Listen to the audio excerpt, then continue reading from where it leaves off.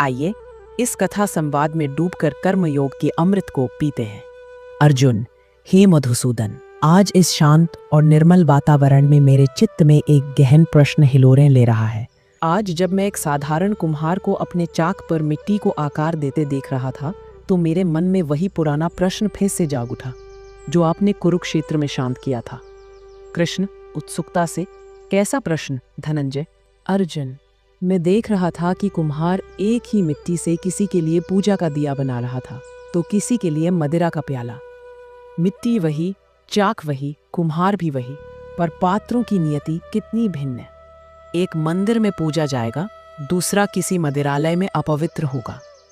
मुझे लगा हम मनुष्यों का जीवन भी तो ऐसा ही है। एक ही ईश्वर की संतान होकर भी कोई राजा है तो कोई रंक, कोई स्वस्थ है तो कोई रोगी, कोई पुण्यात्मा है तो कोई पापी। यह भेद क्यों केशव? क्या यह सब केवल नियति का क्रूर खेल है? कृष्ण गंभीरता से मुस्कुराते हुए, पार्थ, तुमने प्रश्न में ही उत्तर छिपा दिया है। तुमने कहा कुम्हार मिट्टी को आकार दे रहा है। बस यही कर्म का संपूर्ण रहस्य है, जो सबके लिए समान रूप से उपलब्ध है। पर उस मिट्टी से दिया बनाना है या प्याला, यह निर्णय कुम्हार यानी जीव स्वयं अपनी स्वतंत्र इच्छा और कर्म से करता है। अर्जुन, पर माधव, कई बार लगता है कि हमारे हाथ में कुछ है ही नहीं। एक व्यक्ति जन्म से ही राजकुल में पैदा होता है और दूसरा झोपड़ी में। इसमें उस बालक का क्या कर्म? कृष्ण, ऐसा नहीं है मित्र। यही तुम्हें कर्म के 3 स्तरों को फिर से स्मरण करना होगा पार्थ। इसे एक कहानी से समझो। त्रिविधम कर्म चाख्यातन संचितम प्रारब्धम एवच क्रियमाणं तृतीयं स्यादिति वेद विदो विदु। अर्थात कर्म 3 प्रकार का बताया गया है, संचित, प्रारब्ध और क्रियमाण। ऐसा वेदों को जानने वाले विद्वान कहते हैं। मैं तुम्हें 3 किसान और उनके खेत की एक अद्भुत कहानी सुनाता हूँ।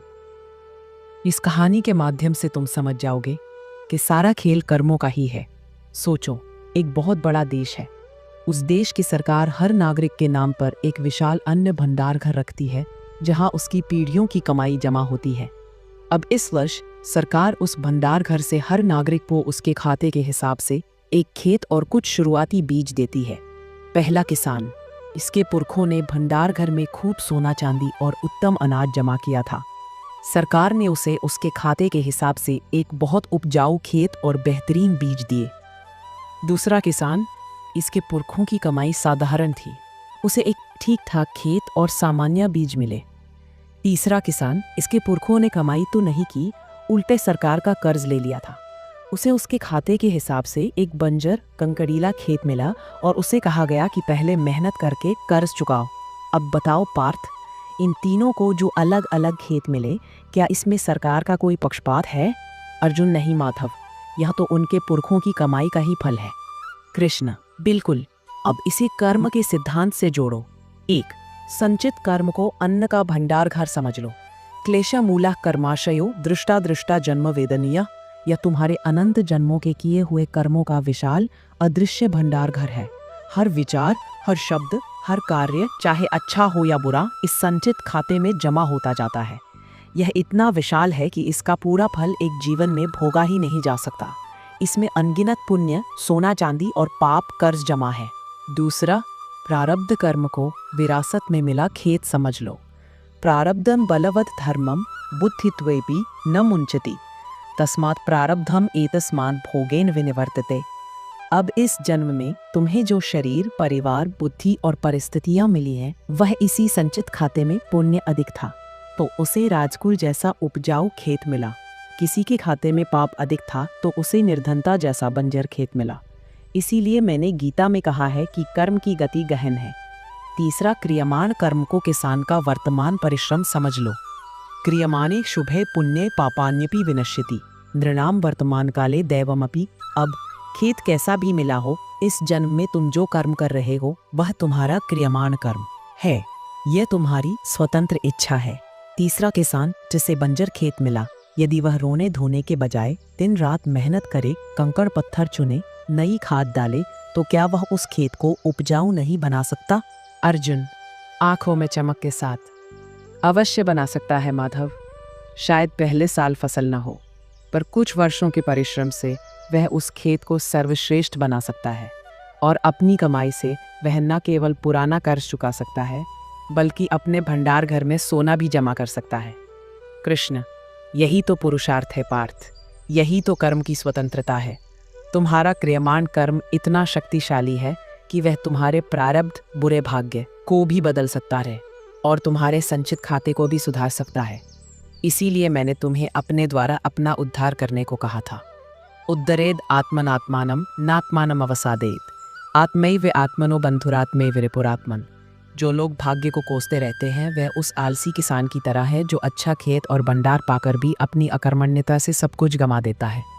अर्जुन, अद्भुत केशव, यह उदाहरण तो शीशे की तरह साफ है, पर एक प्रश्न और है, कर्म का फल कब और कैसे मिलता है? कई बार देखते हैं कि पापी व्यक्ति जीवन भर सुख भोगता है और पुण्यात्मा कष्ट। कृष्ण मुस्कुराते हुए, पार्थ, तुम फल की बहुत चिंता करते हो, इसलिए मैं कहता हूँ कर्म के बारे में एक जीव को संपूर्ण ज्ञान होना चाहिए। कर्मणो हैपि बोद्धव्यम, बोद्धव्यम च विकर्मणा, अकर्मण्य बोद्धव्यम, गहना कर्मणो गति। जो पापी आज सुख भोग रहा है वह अपने प्रारब्ध यानी अपने संचित भंडार के पुरानों पुण्य सोना चांदी का उपयोग कर रहा है, लेकिन इस जन्म में वह जो पाप नया कर्ज कर रहा है वह अभी उसके संचित खाते में दर्ज हो रहा है।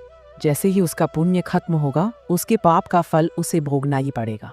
और जो पुण्यात्मा आज कष्ट भोग रहा है वह अपने प्रारब्ध पुराना कर्ज चुका रहा है, पर उसके आज के सत्कर्म उसके संचित खाते में नया पुण्य सोना जमा कर रहे हैं जो उसे भविष्य में सुख देगा।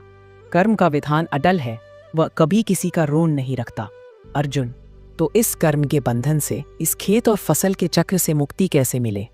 कृष्ण, मुक्ति का उपाय है कर्म योगी किसान बनना। वह किसान जो कर्म तो पूरी निष्ठा से करता है पर फसल को अपनी नहीं मानता, वह उसे ईश्वर का प्रसाद समझता है। वह बीज बोता है, सिंचाई करता है, पर फल की चिंता नहीं करता।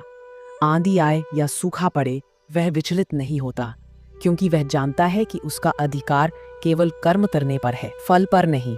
कर्मण्येवाधिकारस्ते माँ फलेषु कदाचन, माँ कर्म फल हेतु भूर्मा ते संगोस्त्व कर्मणि। जब तुम अपने सभी कर्मों को और उनके फलों को मुझ में यानी निरंकार परमात्मा में अर्पित कर देते हो तो तुम कर्म करते हुए भी उसके बंधन से मुक्त हो जाते हो। तुम्हारा कर्म अकर्म बन जाता है। यत् करोषि यद अश्नासि यद जुहोषि ददासि यद तपस्यसि कौन्तेय तत्कुरुष्व मदर्पणम। अर्जुन हाथ जोड़कर पूर्ण समर्पण से, हे प्रभु, आज आपने इस सरल कहानी के माध्यम से कर्म के गहनतम रहस्य को मेरे हृदय में स्थापित कर दिया। अब मुझे कोई संशय नहीं, हर मनुष्य अपने भाग्य का कुम्हार स्वयं है। उसका संचित कर्म उसका जमा पूंजी है, प्रारब्ध इस जीवन का खर्च है और क्रियमाण कर्म उसकी आज की कमाई है जिससे वह अपना भविष्य संवार सकता है। कृष्ण अर्जुन के कंधे पर हाथ रखकर, बिल्कुल सही पार्थ।